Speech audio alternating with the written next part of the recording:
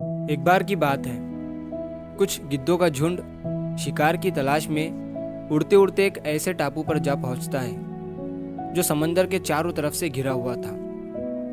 जब वो गिद्धों का झुंड उस टापू पर उतरता है तो वो देखता है कि यहाँ पर तो बहुत सारी मछलियाँ हैं, मेंढक है और यहाँ शिकार करना बहुत ही आसान है और हमें भी यहाँ इस टापू पर किसी दूसरे बड़े जानवर से या किसी शिकारी से कोई खतरा नहीं है।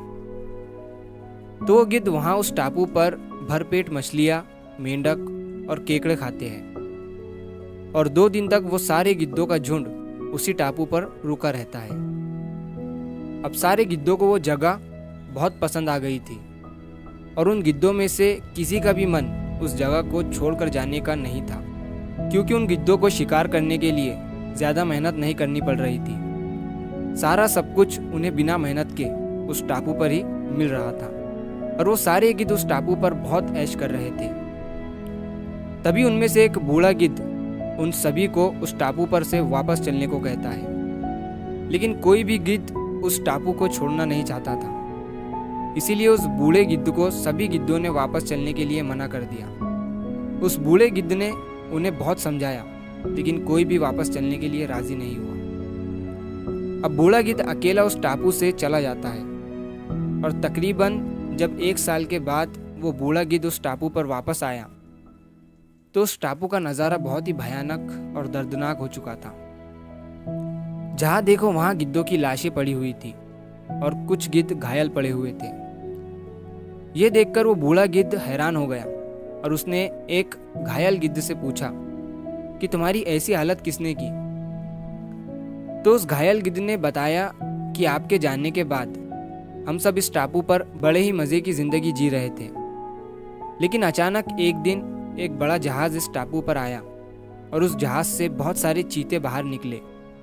हमने जैसे ही उन चीतों को देखा और उड़ने का प्रयास किया तो हमारा ज़्यादा वज़न होने की वजह से हमसे उड़ा नहीं गया और हमारे पंजे और नाखून भी कमज़ोर हो चुके थे।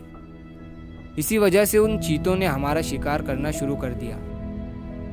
घायल गिद्ध ने कहा, मुझे अब समझ आ गया है कि कंफर्ट जोन में जाने के बाद उससे बाहर आना बहुत ही मुश्किल होता है और किसी भी तरह की चुनौती आने पर उसका सामना करना मुश्किल हो जाता है।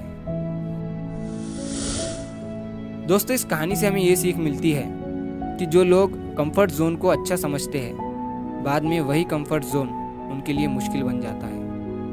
और जिस इंसान की ज़िंदगी में चुनौतियाँ, मुश्किलें आती रहती है, असल में वही इंसान जिंदा है। और जब तक आप चुनौतियों का सामना करते रहेंगे, आप ज़िंदगी में आगे बढ़ते रहेंगे। प्रॉब्लम्स, मुश्किलें यही हमें इम्प्रूवमेंट की तरफ ले जाती है।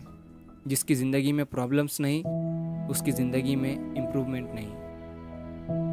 तो अगर आप इस कहानी को और भी लोगों तक पहुंचाना चाहते हो तो इस वीडियो को लाइक करो ताकि यूट्यूब इस वीडियो को और भी लोगों तक पहुंचाए। और अगर कहानी अच्छी लगी हो तो हमारे चैनल को सब्सक्राइब ज़रूर करिए। और हाँ, अब आप हमें फेसबुक, इंस्टाग्राम और एक्स ट्विटर पर भी फॉलो कर सकते हैं। तो डिस्क्रिप्शन में तीनों सोशल मीडिया के लिंक दिए